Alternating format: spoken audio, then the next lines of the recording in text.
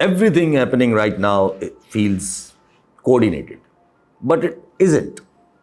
Every side thinks it's controlling the game, yet every decision is cancelling out the other. The Afghan channel has reopened. The chief minister from ex-FATA has taken oath. Nawaz Sharif sits on the file that should have been signed weeks ago. Maulana raises his pitch.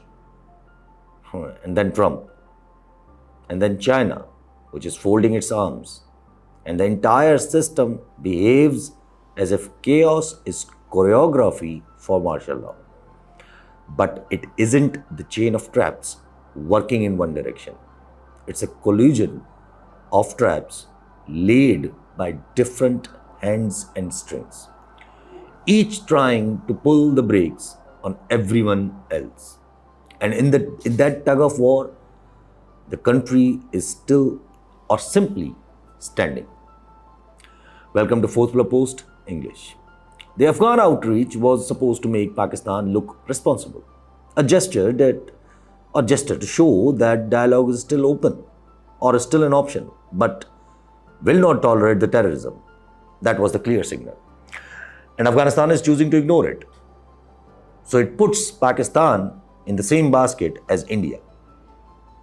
Funny, where our tactical response is that we will attack terrorists inside your territory if you are not helping in crushing them. Isn't it same what India used to say? And we will say, we are not fighting with you. But if that is the accepted format, it will continue to make us bleed and it will make India happy. That's how proxies work. So Kabul may read it as a leverage. Delhi may see it as an opportunity. And Americans may interpret it as a positioning where Americans can come handy, which may help our people in power for their continuity. But all of this will wreck the country. Because when all of this is happening or was happening, Khan moved, especially in KPK, the frontline powers in terrorism, bringing a chief minister from ex-FATA Khyber agency. Now this could have anchored that entire frontier policy, closing the chapter of ambiguity around the Durand line if we have accepted this. Instead, the power kept it dangling. Establishment or the center kept it dangling. They are afraid that owning it would mean empowering it, would mean surrendering in front of Khan. And a FATA-born CM without national backing becomes not a statement of sovereignty, but a symbol of exposure. The only thing that is coming between a rational and a chaos is personal wish or an anger not to face Khan again. While the border remains fragile, the government keeps performing abroad.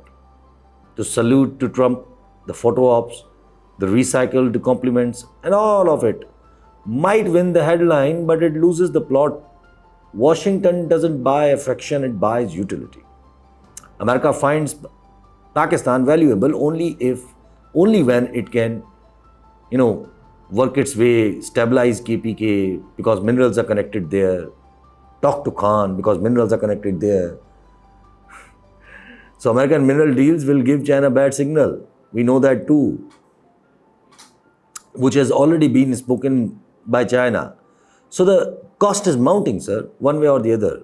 Beijing is reading all these gestures, is no longer confused. It's suspicious. Minerals gossips, personal leaks, and exaggerated ties with Trump all tell China one thing: Pakistan is trying to look somewhere else. This is a doubt, and China will react. Riyadh, Saudi Arabia, too has drawn its conclusions. The same Saudi Arabia that once hoped Pakistan would anchor the new defense pact is quietly realigning with Washington again, because our diplomacy now looks like panic in a slow motion. Inside the house, Nawaz Sharif's delay on the DGISI's notification has turned into a national traffic jam. One missing signature or a notification, and the entire power structure is frozen mid-state.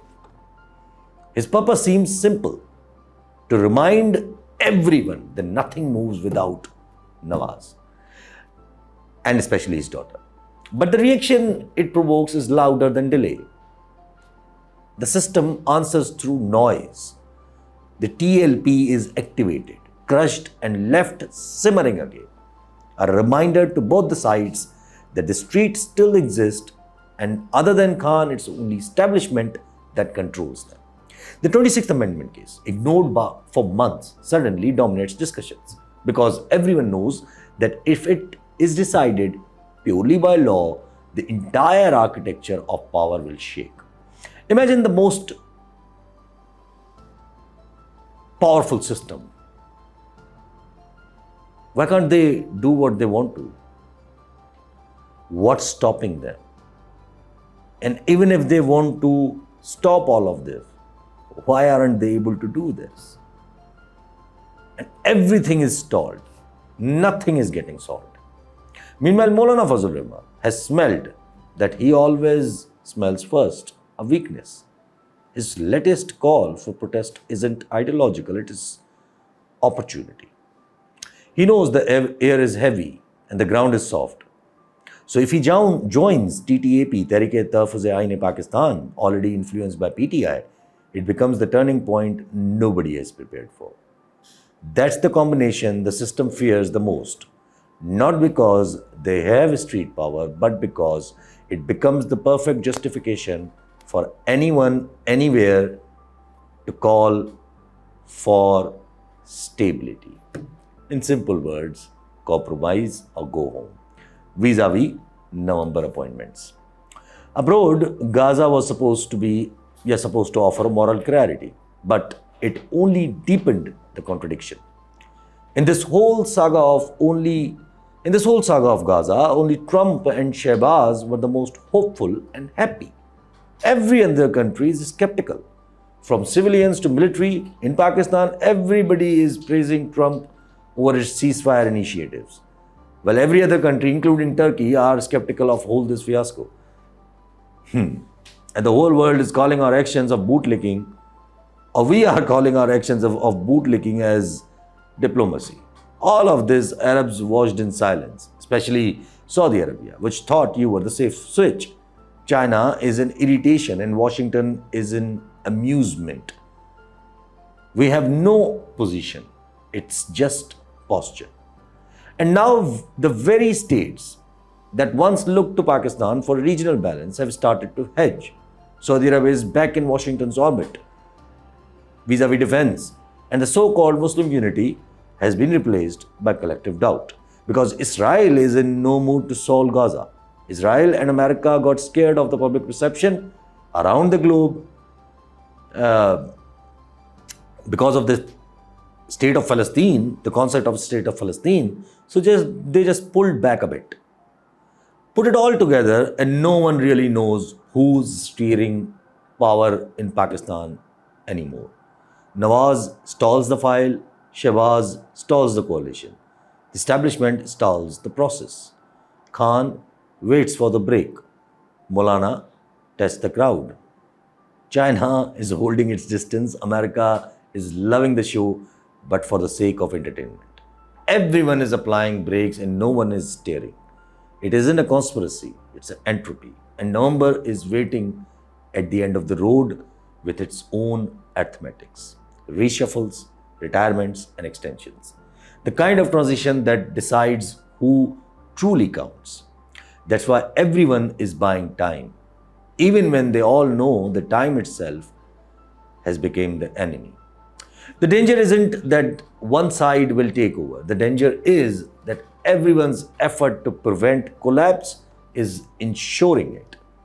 The Afghan channel, the FATA CM, the DGISI delay, the Gaza optics, the Maulana mobilization, the Saudi-US pivot and the Chinese doubts, they aren't separate chapters. They are misfiring wires in the same circuit, especially when enemy is time.